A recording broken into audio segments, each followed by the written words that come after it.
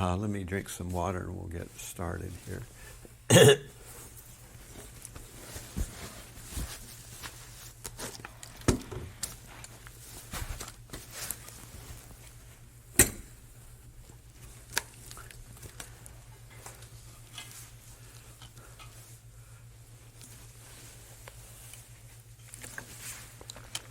How are you doing? All right, so we are on session 23. This is Bhagavad Gita, chapter 1, part 6, which means that we are doing a review of the entire first chapter today. At least, like I was saying the other week, I'm changing the future again. So I realized there was too much stuff, so I'm going to...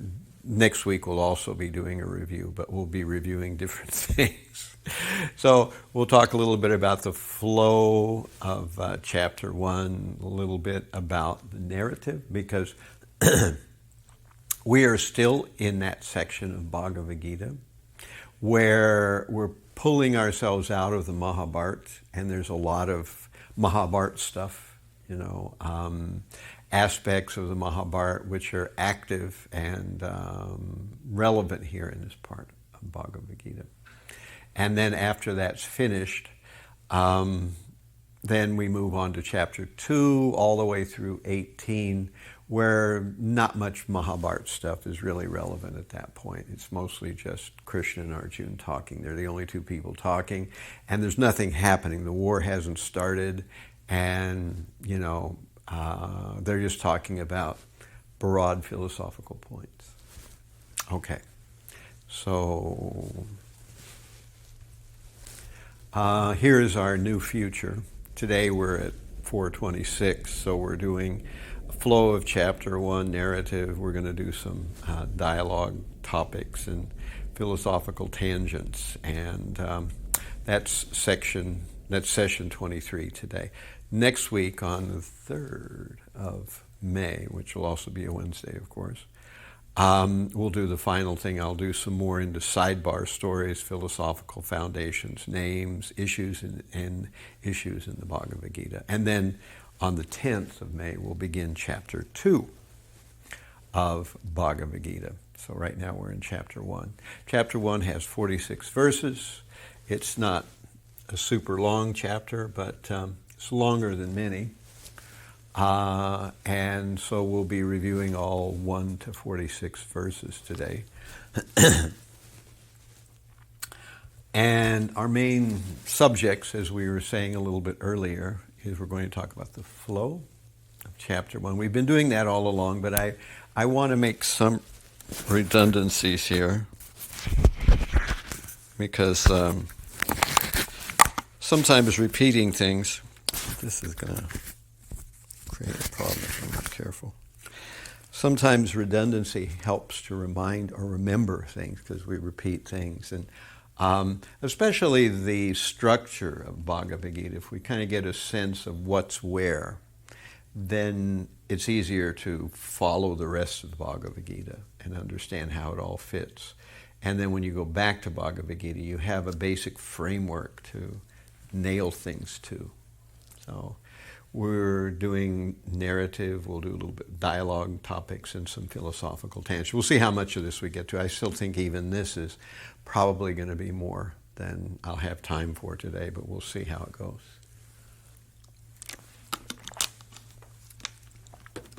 So first, the overview of chapter 1. In one sense, you can break chapter 1 into 2 sections only if you want it. This is the biggest overview of chapter 1 from almost right at the half, So 46 verses, half would be 23, but we're actually from 1 to 27 are the war preparations, and from 28 onward to 46, Arjuna's doubts about why he should fight in the battle. Maybe he shouldn't fight in the battle. And we have been steadily working our way through. And here I've listed the kind of one after another, the things that come up as little sections in chapter 1. So Sanjaya and Dhritarashtra speak. That's what's pictured in this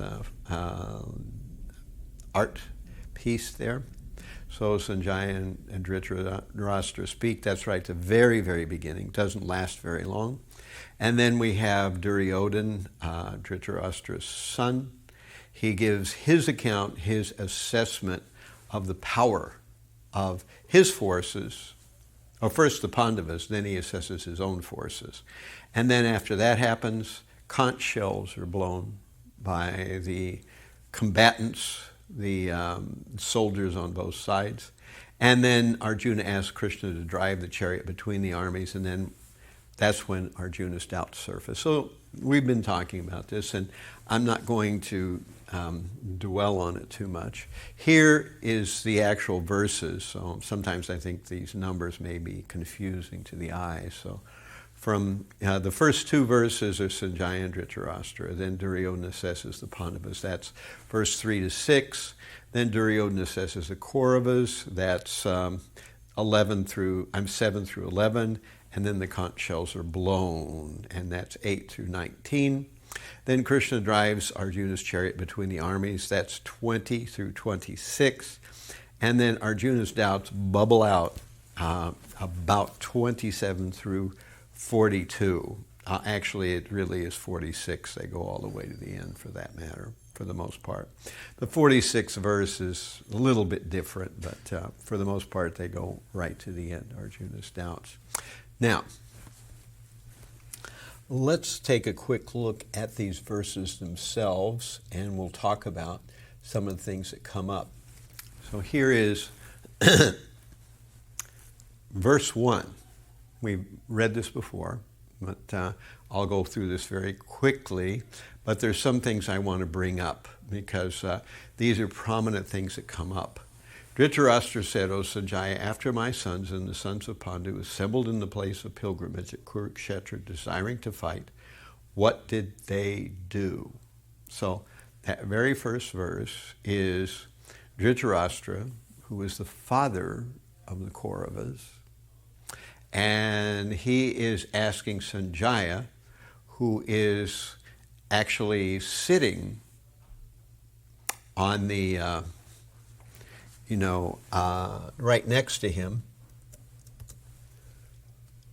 Well, there they are between the two armies. That's Krishna and Arjuna. But this is, that's Dhritarashtra, that's Sanjaya. And Sanjaya is seeing what's going on the battlefield, even though he's not there. He's able to, Hare Krishna. Even though he's miles away, he's watching it through mystic vision, and he's explaining to Dhritarashtra what's occurring on the battlefield.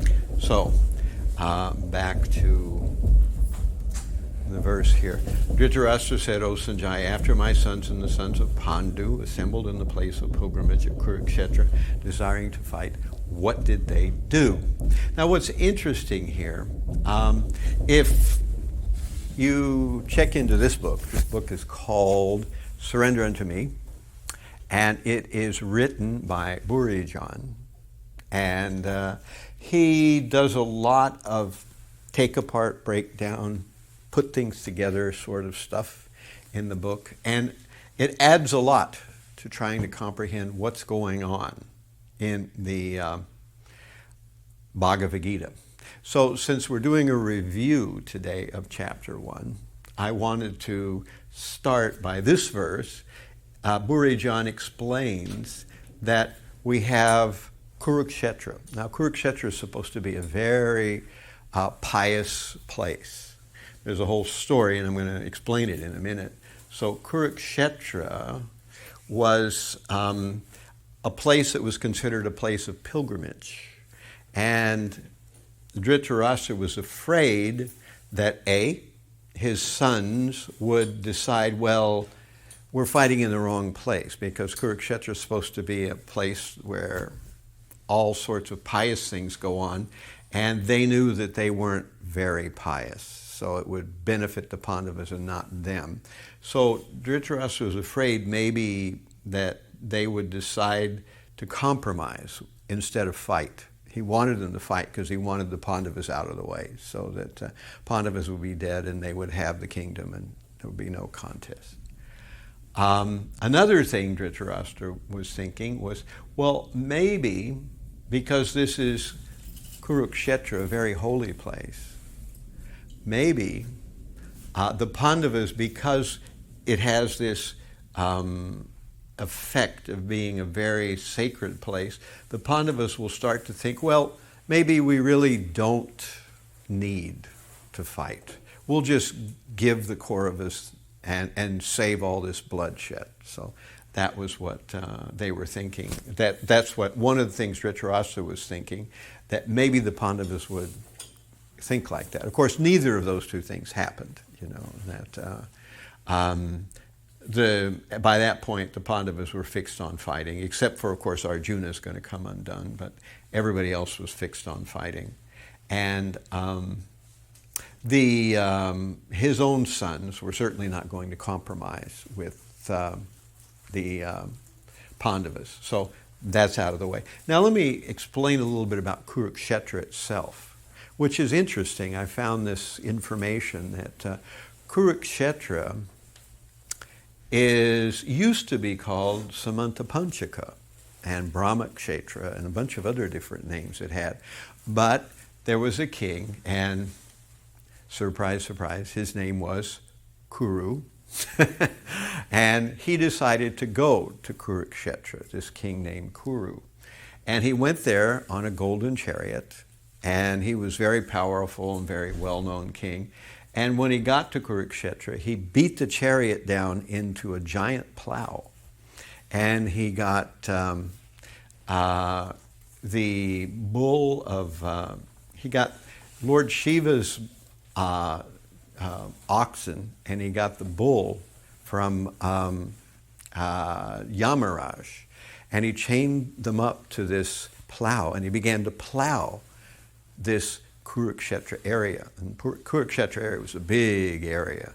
So he began to plow, and he was plowing. Kuru was plowing and plowing and plowing. Finally, Indra came down, and Indra said, "What do you hope to do by plowing?" And Kuru told Indra that I'm trying to make a place where I will grow 8 virtues. And those virtues were knowledge, tolerance, yoga, charity, and also, I forget,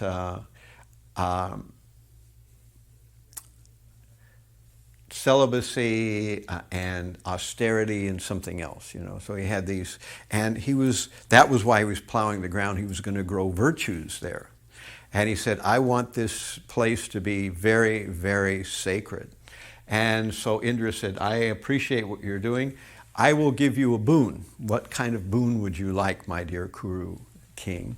And so King Kuru told Indra, my dear Indra, I would like that this place, Kurukṣetra, be named after me, and that Kurukṣetra could be a place where anyone, regardless of how sinful or pious they are, will go to heaven if they die here. And Indra said, well, we don't go for that,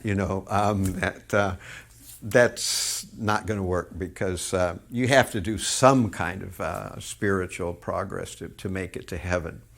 And so Kuru was not daunted. He continued plowing and making Kurukṣetra sort of a flat place, which is, I guess, why they chose to fight there, at least one of the reasons.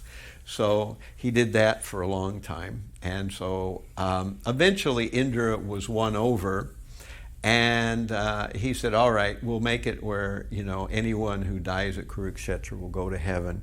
But the other demigods, they didn't buy it. So Indra had to compromise. And the compromise was that if someone at Kurukṣetra either performs austerity there and dies, or is in a battle there and dies, then they go to heaven. So there's the backstory of Kurukṣetra. And this happened many, many, many years before this battle of Kurukṣetra. So it's interesting that was the place they chose to fight. And evidently it's somewhere up there, Haryana and what's the other area?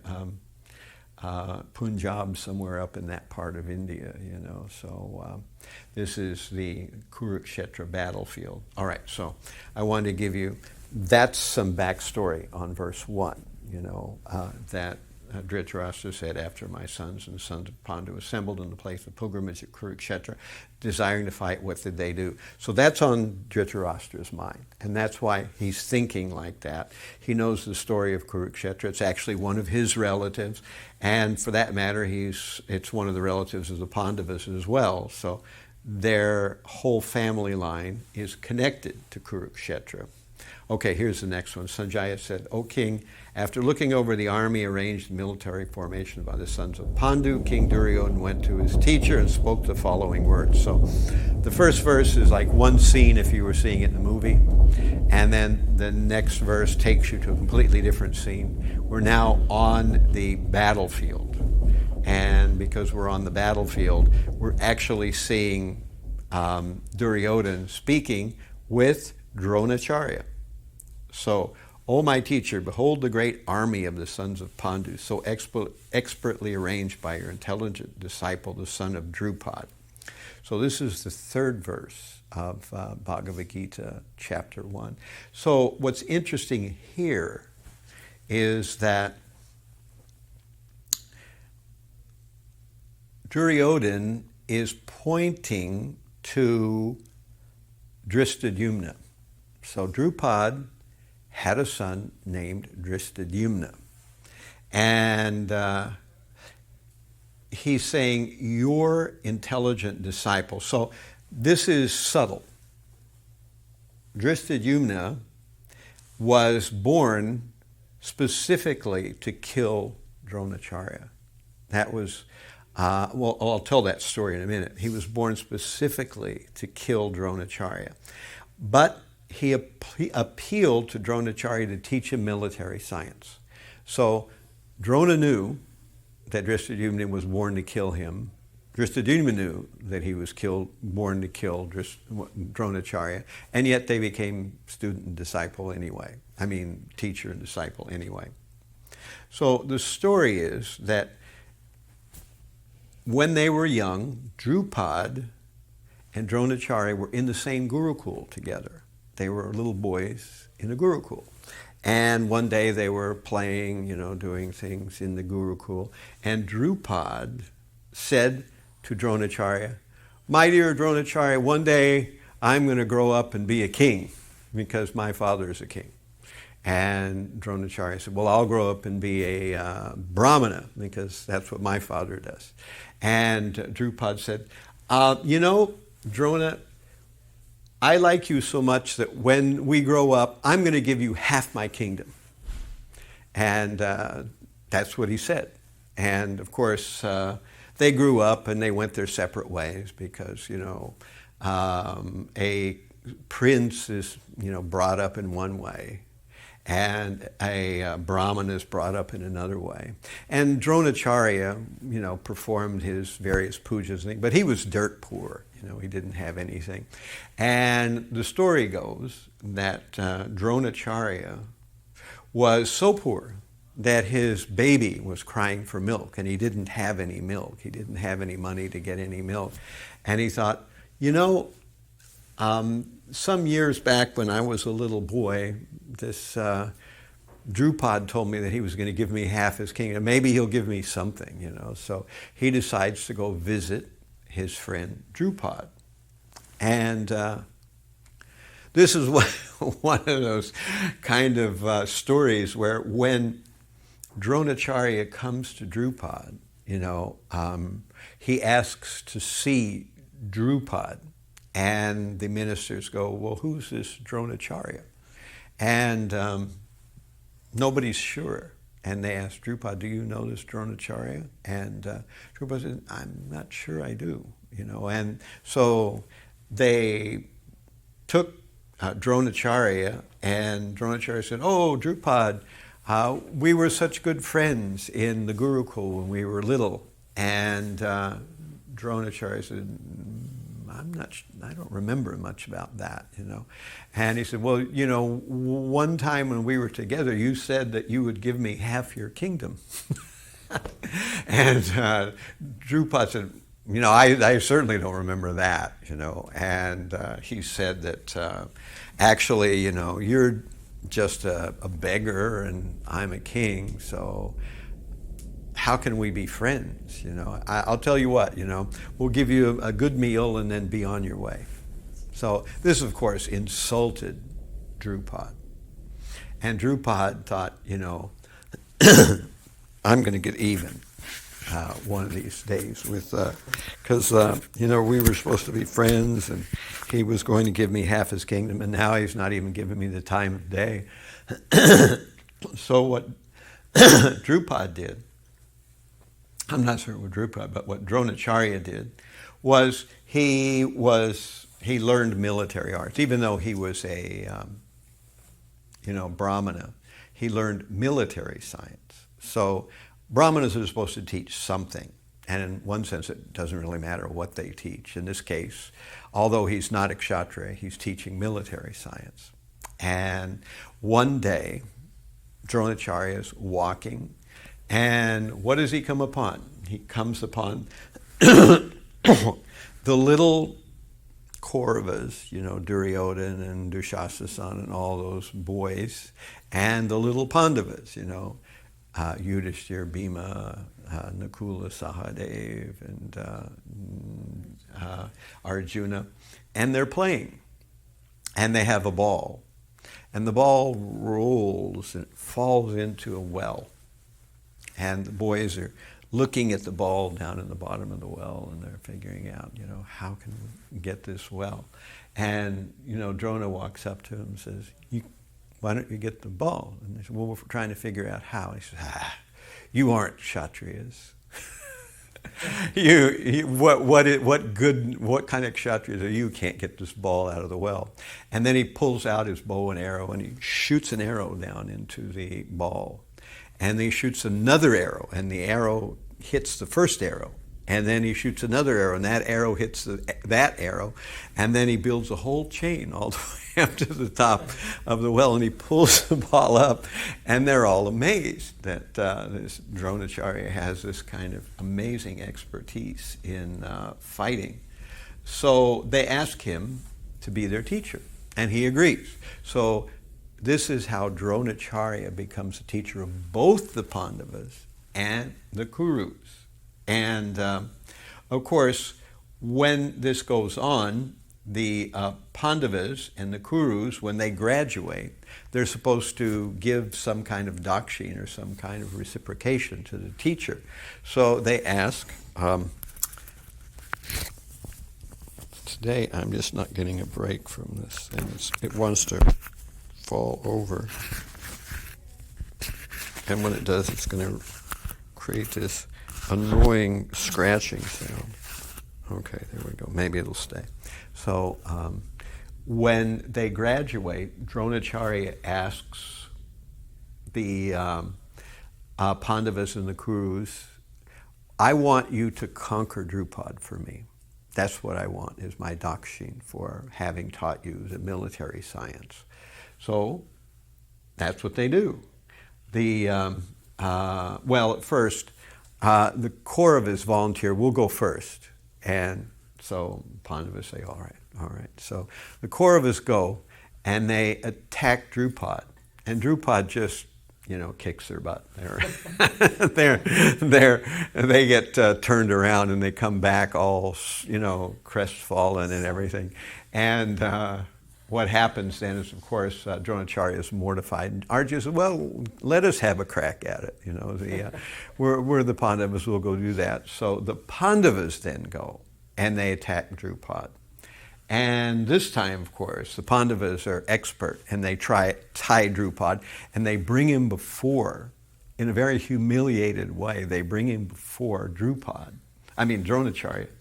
And then, because they're, now he's been captured by Dronacharya's warriors. Dronacharya says, well, I could take your whole kingdom, but I'll still let you have half the kingdom. So we'll share the kingdom 50-50, and we'll still be friends. Wasn't quite that easy to do, because at this point Drupad's no longer his friend at all. So Drupad's been humiliated, and so Dronacharya becomes manager of half the kingdom, but Drupad thinks, I want revenge for this event. So he gets some brahmanas, and he wants them to create a brahmana, mantra that will create a child that will be born, that will kill Dronacharya. So this goes on for some time, and one of his queens gets this, special. There is a fire sacrifice, and a being comes out of the fire sacrifice with a sacred pot, and the sacred pot has the nectar which will grant a child. But actually, 2 children are born, not just one, but 2 children. And one of them's a girl, and one of them's a boy. So the boy is Drishtadyumna, who will be born to kill Dronacharya. And the girl is Draupadi, who will wind up as the wife of the Pandavas. So that's what actually happens, So this is that whole thing. And then, of course, when Drishtadyumna became old enough, he heard that Dronacharya was instructing the Pandavas, so he went and asked Dronacharya for lessons, even though both of them knew why he'd been born, And so here, Duryodhana is reminding Drupad that you made a mistake by training this guy up, and so you better be careful, because he might kill you. It's been foretold that he might do that, but you better fight. So now here we have the 4th one. Here in the army are many heroic bowmen, equal in fighting to Bhima and Arjuna, great fighters like Yuyudhan, Virat, and Drupad. So there are many other fighters involved, and they're mentioning Bhima here. So Bhima is particularly on their mind. Of course, Arjuna and Bhima are really on the mind of the Kauravas, because the Kauravas, if they're going to fear anybody on that side of the army, these are the 2 that they're really afraid of, Bhima and Arjuna. And we discover that during the gambling match, which is what brought this whole thing about, that there was a gambling match, the Kauravas, especially Duryodhana, they challenged Yudhishthira and the Pandavas to a gambling match with dice. And in the course of the gambling match, the Pandavas lost everything.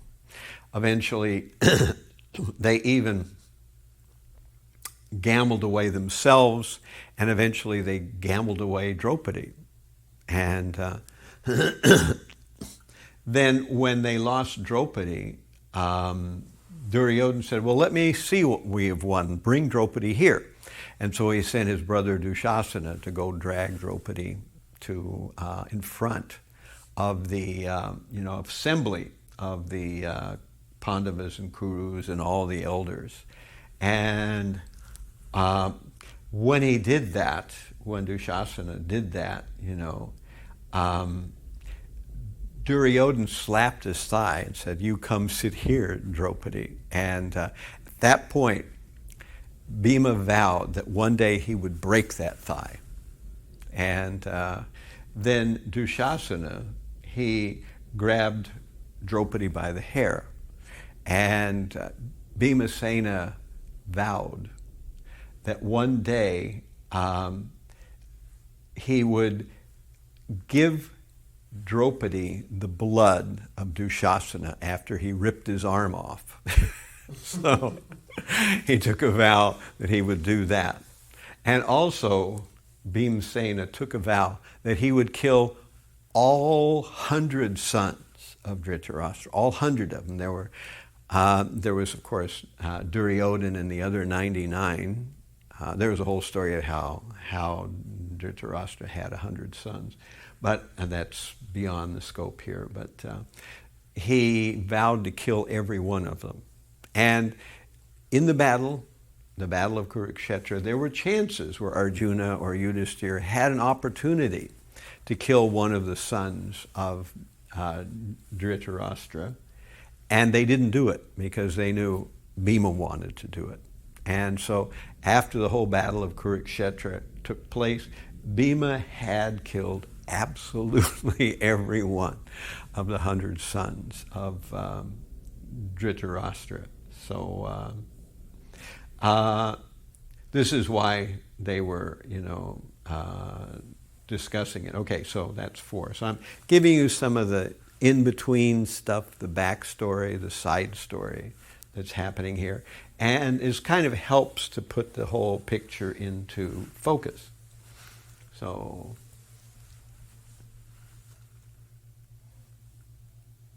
all right, so here there are also great heroic, powerful fighters like Drishtaketu, Chekitan, Kashiraj, Purujit, Kuntiboj, and Shaibya. There are the mighty Udammanyu, the very powerful Uttamauj, the son of Subhadra, and the sons of Draupadi. All these warriors are great chariot fighters. Now, as we said, Duryodhana's describing the Pandava army. This is Pandavas.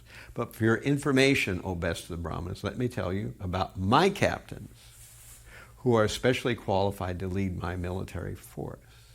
They're personalities like you. So he's talking to Drona. Bhishma, Karna, Kripa, Ashvatthama, Vikarna, and the son of Somadatta called Bhurashrava, who are always victorious in battle. Now, one name that's kind of odd there is Vikarna, because Vikarna is one of the 100 sons of Dhritarashtra, just like Duryodhana is. And nothing special about him, but the people he's being lumped in with are very powerful warriors. And so Burijan mentions that the reason that Vikarna is discussed in this particular section is that there was a chance that Vikarna might go to the other side. So Vikarna had objected when his other brothers had brought Draupadi and the whole thing took place with the gambling match. So Dhritarashtra was not very sure on the allegiance of Vikarna, his brother. He thought might change sides or something like that. Actually, before the war started, there was an open idea on either side that if anybody wanted to change sides, they could change sides. But of course, they had to do it before the war started. Once the war started, then you had to stay on whatever side you were on. So that was kind of the way it worked. So that's a footnote there on number 8.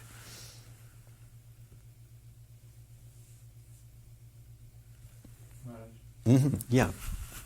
So when let me get the. I just wanted to add that when Bhima had to kill Vikarna, he did very reluctantly because he knew that he was the only one who objected when Draupadi was. Oh, that's interesting. But he had to do it. Yeah, I can see that. All right, so.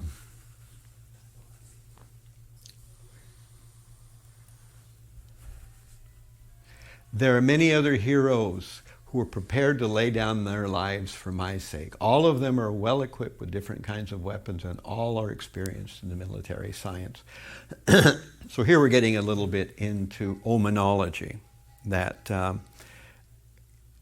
Duryodhana is saying they are prepared to lay their lives down for my sake. And many acharyas, and Burijan also mentions this, suggests the fact that because he's saying like this, that they indeed will lay their lives down. In fact, that's what does happen. that all of them will die as a result of their allegiance and connection with Duryodhana and his egomania. Our strength is immeasurable, and we are perfectly protected by grandfather Bhishma, whereas the strength of the Pandavas, carefully protected by Bhima, is limited.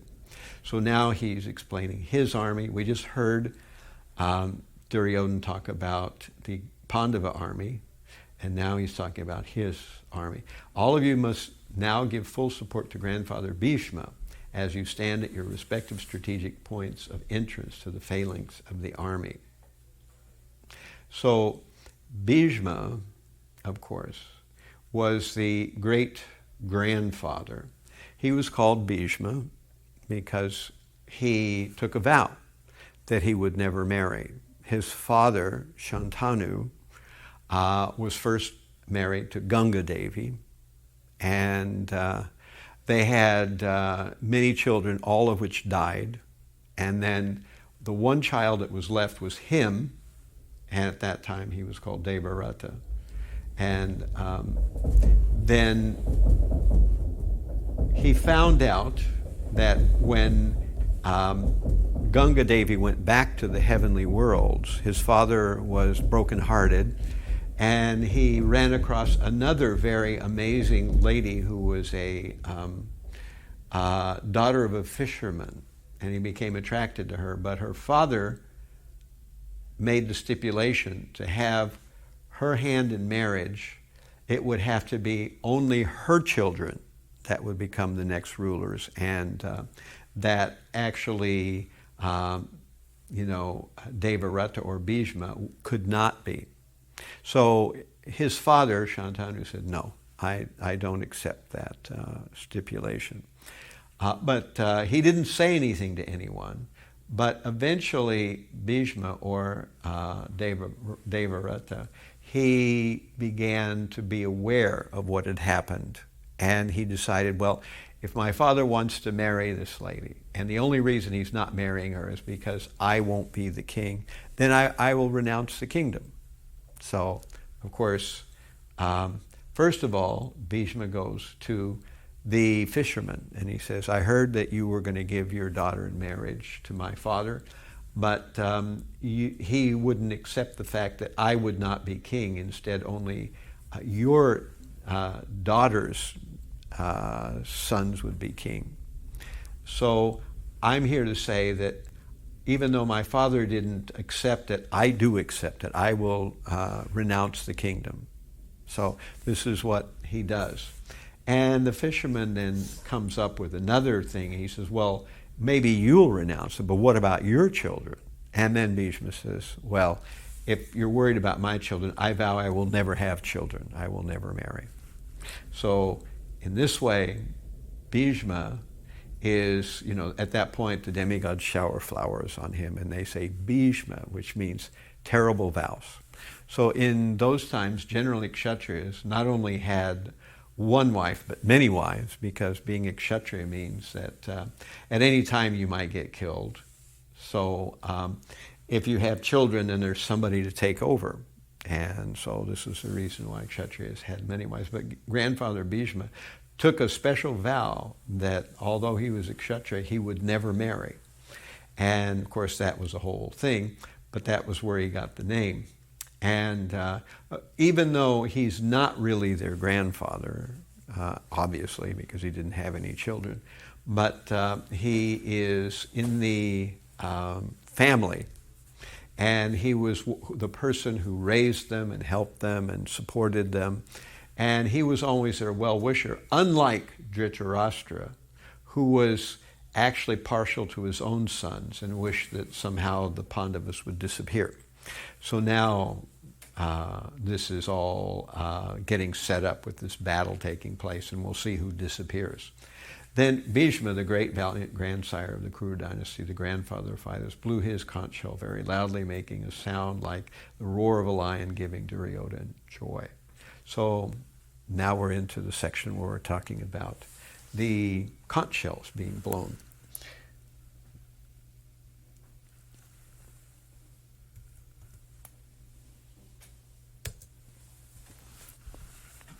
Then Bhishma, the great valiant grandsire of the Kuru dynasty, the grandfather of the fighters, blew his conch shell very loudly, making a sound like the roar of a lion, giving Duryodhana joy.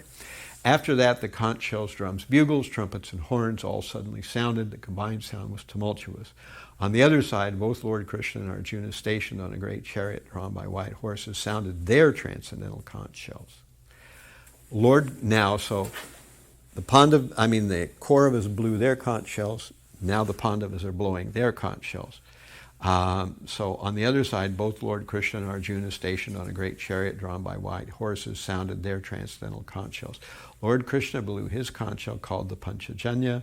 Arjuna blew his, the Devadat. Bhima, the voracious eater and performer of Herculean tasks, blew his terrific conch shell called Pondra.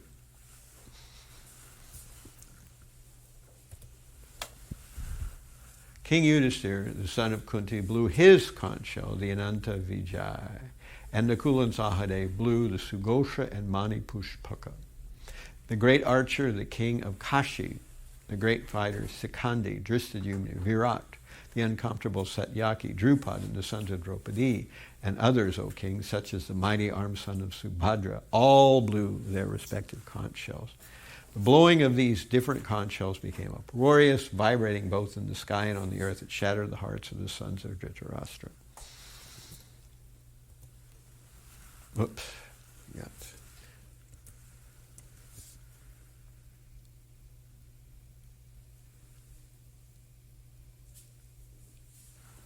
What did we do? 16, 19. Okay. At that time, Arjuna, the son of Pandu, seated in a chariot bearing the flag marked with Hanuman, took up his bow and prepared to shoot his arrows. O king, after looking at the sons of Dhritarashtra drawn in military array, Arjuna then spoke these words. So we've talked about now Sanjaya and Dhritarashtra, their very first verse where they're talking to one another about Kurukṣetra. Then we hear about Duryodhana and his talking with Dronacharya, and then he explains the strength he believes of the Pandava army. Then he explains the strength of his own army. Then conch shells blow.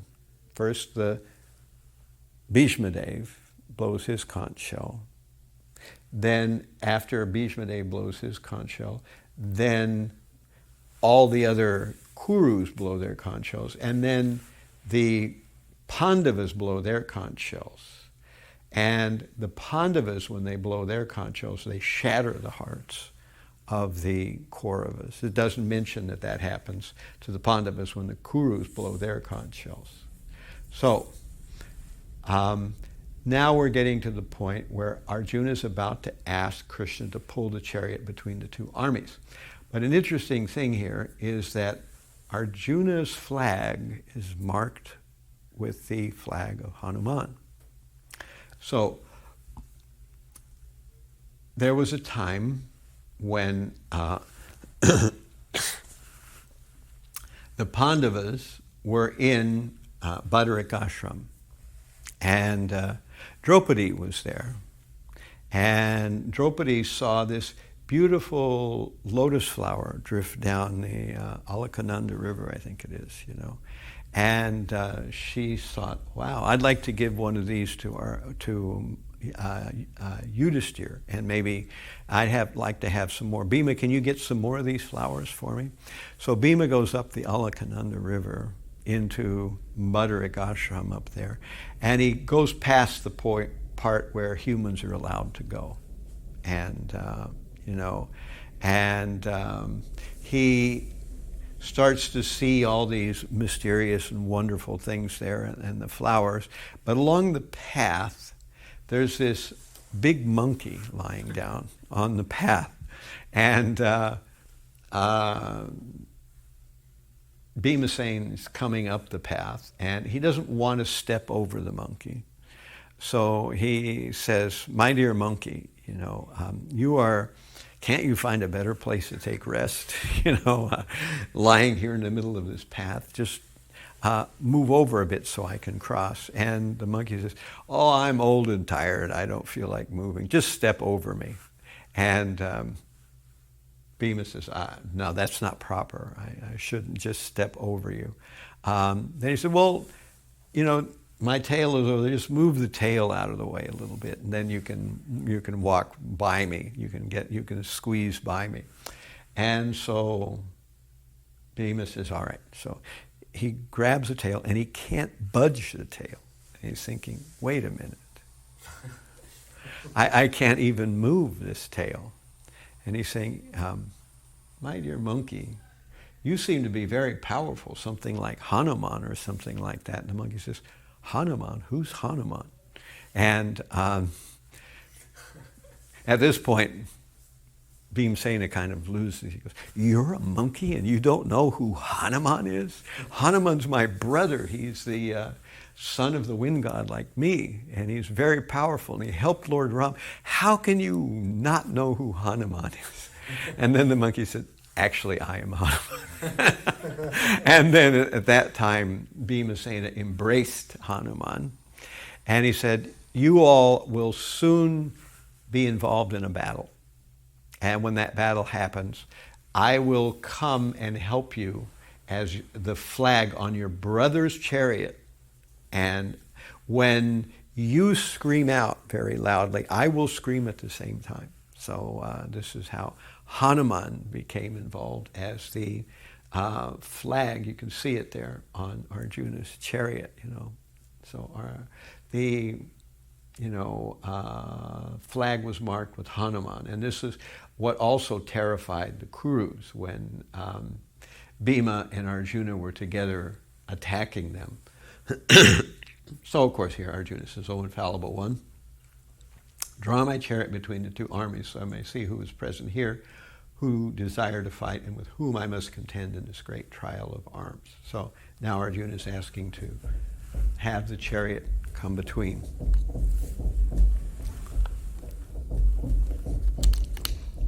Let me see those who have come here to fight, wishing to please the evil-minded son of Dhritarashtra.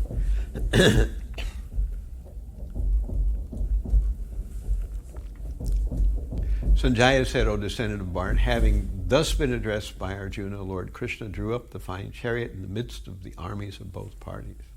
In the presence of Bhishma, Drona, and all the other chieftains of the world, the Lord said, just behold, Partha, the Kurus assembled here. So, of course, we said before that Krishna could understand that this would give Arjuna second thoughts. So he's predicting what's going to happen to Arjuna.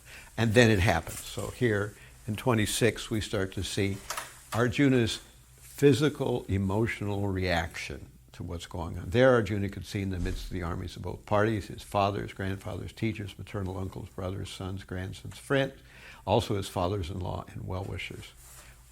When the son of Kunti, Arjuna, saw all these different grades of friends and relatives, he became overwhelmed with compassion and spoke thus.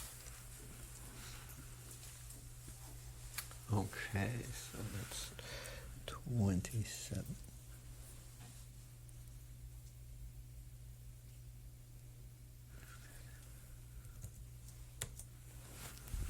Arjuna said,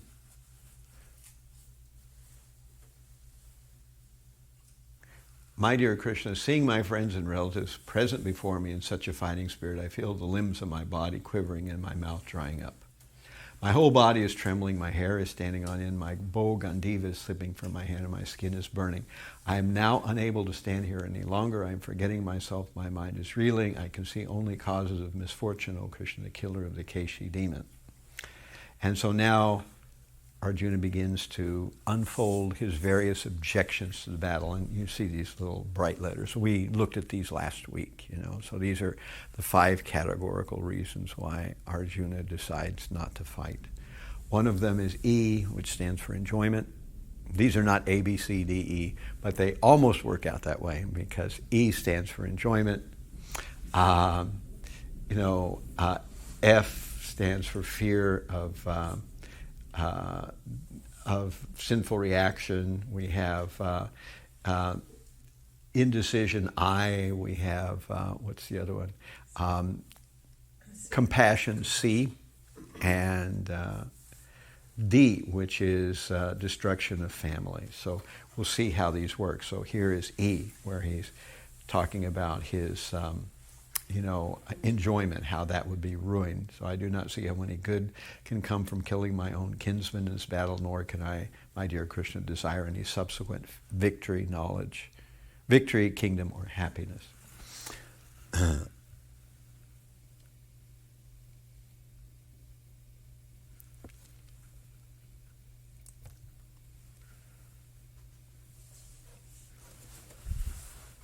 O Govinda, of what avail to us are kingdom, happiness, or even life itself, when all those for whom we desire them are now arrayed on this battlefield? O Madhusudan, when teachers, fathers, sons, grandfathers, maternal uncles, fathers-in-law, grandsons, brothers-in-law, and other relatives are ready to give up their lives and property and are standing before me, why should I wish to kill them, even though they might otherwise kill me? O maintainer of all living entities, I'm not prepared to fight with them, even in exchange for 3 worlds, let alone this earth. What pleasure will we derive from killing the sons of Dhritarashtra? Again, his main thrust here is enjoyment, that he won't enjoy killing them, and if he does win the battle, he won't have anyone to share his kingdom with, to he'll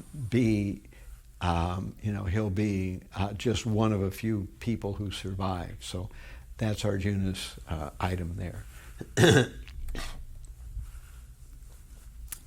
Sin will overcome us if we slay such aggressors. Therefore, it's not proper for us to kill the sons of Dhritarashtra and our friends.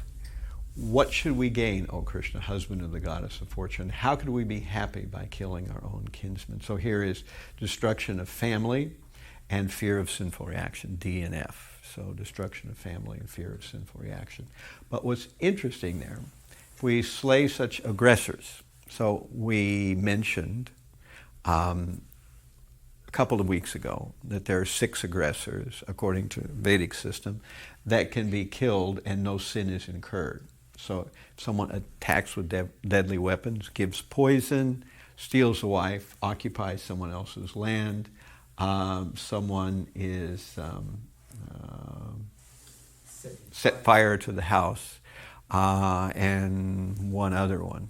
But what we find here, and what's interesting, Burijan brings it out in his book, that the Pandavas had absolutely all 6 of these different things happen to them by the Kauravas. So, poison giver, what was that? The cake. The cake, right. So at one point, we know that Duryodhana tried to poison Bhimasena with a poison cake. Set fire to the house. That was, when did that happen? When they went to this house of Shalak. Yeah, the house of Shalak there in Varnavata, or the house that was made so that they would be burned to death in there, and steals the wife. So the dice match, the Kauravas were trying to steal Draupadi, the common wife. But actually, Jayadratha also tried to kidnap Draupadi when they were in the forest at one point. So that was another time that their wife was taking the land. Of course, that was the whole reason that the whole battle was being fought, because they had, when, as we were mentioning before, that evidently Khandava Prastha, where they made their kingdom, was not far from Kurukṣetra. And as a result, they had made a wonderful thing there. And when they had made a wonderful kingdom there, then Duryodhana was too envious and wanted to take it away from them, which he did by the gambling match. But then after the gambling match, the first gambling match, Dhritarashtra gave everything back to the Pandavas, when Draupadi came before him. But this, of course, mortified Duryodhana, who thought, we went through all this trouble to win everything from the Pandavas, and my father has given him give them everything back. So they wanted one more roll of the dice, and then one more roll of the dice. One would either win, or if they lost, they would have to go into seclusion for 12 years, and for the 13th year, they would have to be incognito, or they would have to go for another 13 years. So the idea was that if they went into seclusion, they followed the terms, they would get their kingdom back. But, of course, Duryodhana wouldn't have it. So that was, let me see if I can figure out where I put this this one about, there's, what else do we do? Poison giver, set fire to the house, steal the wife, attack with deadly weapons. So they were in, when they were exiled in the forest, the Kauravas rode there when they found out where they were and were going to attack them. And of course, before they could get attacked, they could attack the Pandavas. The Gandharvas, or some heavenly group, attacked the Kauravas. And then Arjuna saved them. You know, they were there to try to attack the Pandavas, but instead they were attacked by the Gandharvas, and then Arjuna had to save them from the Pandavas, from the Gandharvas. So, at any rate, it just shows that these various aggressors were the Kauravas followed all 6 categories of aggression against the Pandavas. Okay, so 37 to 38. O Janardana, although these men, their hearts overtaken by greed, see no fault in killing one's family or quarreling with friends, why should we, who can see the crime of destroying a family, engage in these acts of sin? Again, compassion and destruction of family, C and D. With the destruction of dynasty, the eternal family tradition is vanquished, and thus the rest of the family becomes involved in irreligion. So this is destruction of family, D. When irreligion is prominent in the family, O Krishna, the women of the family become polluted. From degradation of womanhood, O descendant of Vrishni, comes unwanted progeny. 41. Increase in unwanted population certainly causes hellish life for both the family and those who destroy the family tradition. The ancestors of such corrupt families fall down because the performance for offering them food and water are entirely stopped. That's D.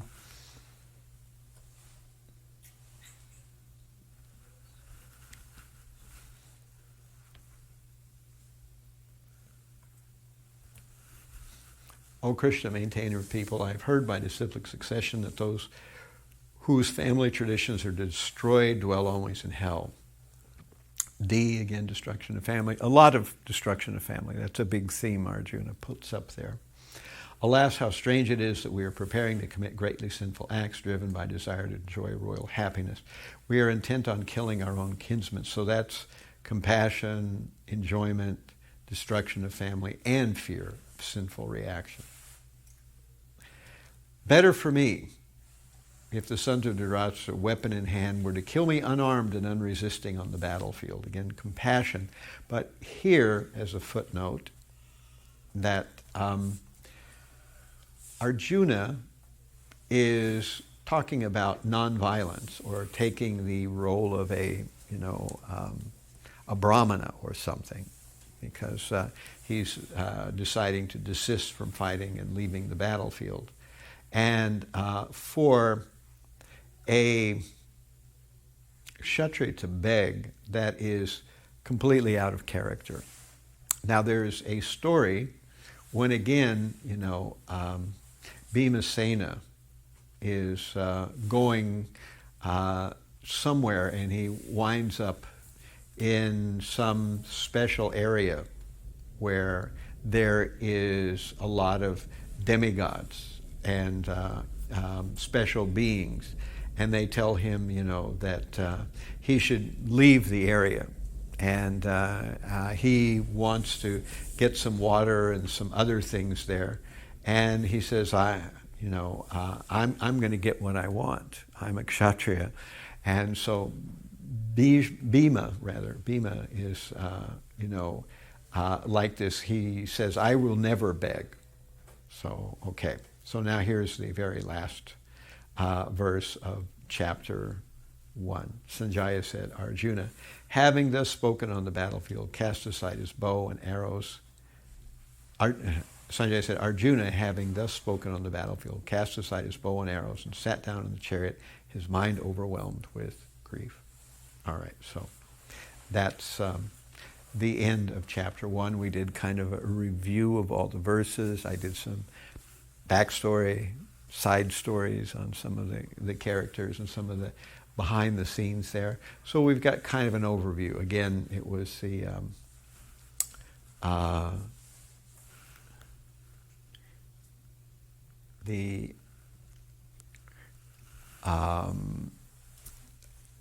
Sanjaya and Dhritarashtra on the battlefield, in the palace, then Duryodhana and Dronacharya on the battlefield. Then we have Arjuna and Krishna pulling the chariot between the two. Now we have Arjuna giving his reasons not to fight. Any questions? I had a whole bunch of other stuff I was going to do, but we're not going to get to it. We're over time. So any questions or comments about any of those aspects of what we just discussed?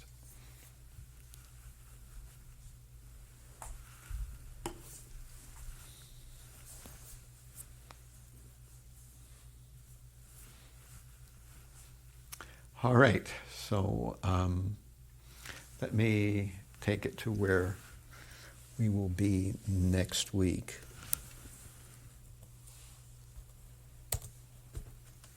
So today, on the 26th here, we were in flow of chapter 1 narrative. We didn't get to any of this other stuff. I was afraid we wouldn't, and we didn't, so I'll probably push it over into next week, or I might have to make a whole another day on doing the review. But there's all these other things that I want to talk about. So we'll talk about some philosophical foundations, names and issues in the Bhagavad Gita, and philosophical tangents. So these we didn't get a chance to cover. So that's coming down the line. Next week will be, of course, the 3rd of May. And we will get to some of the philosophical tangents, and I'll have to rearrange this. As I say, I keep changing the future. So this is my projection of what we're going to discuss, but in some cases we keep bumping chapter 2 one more week into the future. All right. Thank you all very much. Hare Krishna.